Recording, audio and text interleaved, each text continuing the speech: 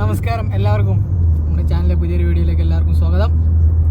അപ്പോൾ നമ്മൾ ഇന്ന് പോണത് ഏഷ്യൻ കപ്പ് കാണാൻ വേണ്ടിയിട്ടാണ്. ഏഷ്യൻ കപ്പ് 2024 ഏഷ്യൻ കപ്പ് കാണാൻ വേണ്ടിയിട്ട് നമ്മൾ പോവാണ്.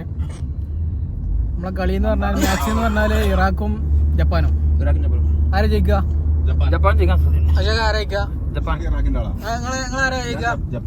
ജപ്പാന്. അപ്പൊ ഞാനാരാ? ഞാനേതുമില്ല. ഞാൻ കളി കഴിഞ്ഞ ശേഷം പറയാം. ആര് ജയിക്കും ആര് തോൽക്കും നമ്മള് കണ്ടറിയുന്നതാണ്.